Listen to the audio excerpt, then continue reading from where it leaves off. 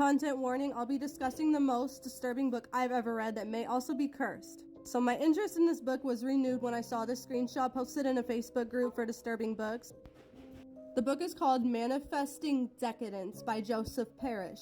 It was a self-published book. The author is from Freetown, Massachusetts. This geographical location is known for its paranormal, unexplained occurrences. When I first read Manifesting Decadence, I was 11 and it cursed me with sleep paralysis and hallucinations. This is what the blurb on the back of the book says. Seems pretty cliche, but this book was freaking sick. Liliana is basically an SEXXXSLAVE.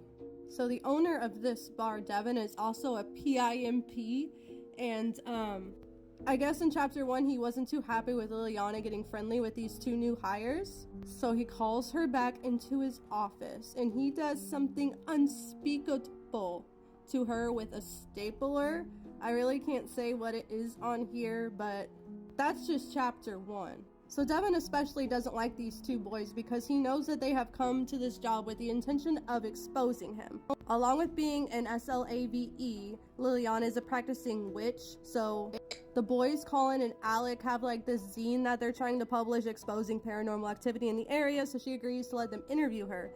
Devin doesn't like this, so when she gets home, he invites 20 of his closest friends over to help him punish her. So long story short, our trio of heroes goes into an underground bunker underneath the bar. The bar had been open during Prohibition times, and that's why it has underground tunnels. The tunnels are also used in the book for DRUG and SEX trafficking. So down in the tunnels, they come across a ritual taking place.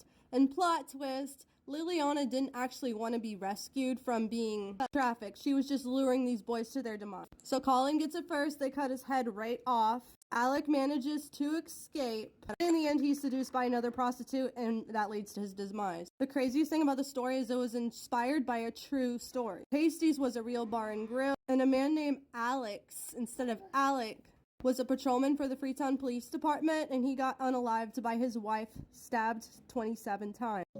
Content warning, I'll be discussing the most disturbing and potentially cursed book I've ever come across. There's a small chance that even just hearing about it will have the darkness seep into your psyche and may cause hallucinations and sleep paralysis. So in part 1, I discussed the plot of Manifesting Decadence, who wrote it, and the fact that it was based on a true story. This is my own experience with the book and how it destroyed my entire life. I'm 11 years old. It was early release. We didn't tell our parents it was early release because we wanted to be free to do whatever we wanted. And what we wanted was just to roam the streets, I guess, because that's what we were doing. We come across a cardboard box in the middle of the sidewalk. The box was addressed to a Lydia Diaz, and Lydia Diaz was the name of my friend's aunt, Danielle, and Danielle was with me at the time, and her aunt was dead, and we thought it was really weird that this box was addressed to her dead aunt, but it hadn't been like sent through the mail, like the name was just written on the box. So anyway, my brother like kicks the box and 2 decapitated bird heads came flying out, a cardinal and a crow, and there was also a decapitated squirrel head in there. So we look over at the house that this box is sitting in front of, and it's like creepy and abandoned.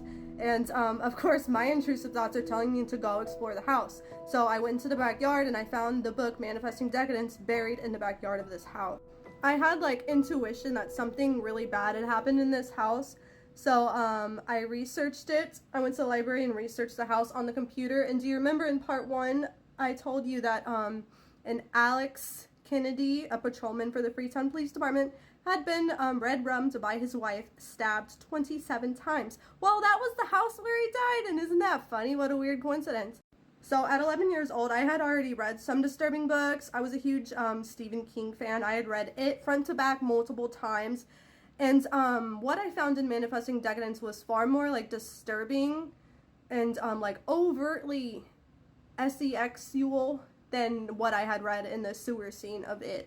Eventually, my older sister Sarah caught this book in my possession and confiscated it, but then she started reading it. And we both developed like sleep paralysis from it. And I guess it's not that big of a deal for a young kid to read a scary book and to get nightmares. But sleep paralysis is a theme in Manifesting Decadence. The characters get sleep paralysis. And it's like a product of black magic that Devin, the main villain guy of the Manifesting Decadence, does some kind of ritual to make his victims have sleep paralysis, and it's how he can kind of infiltrate their minds. So we thought that was really weird. We eventually, me and my sister had like the shared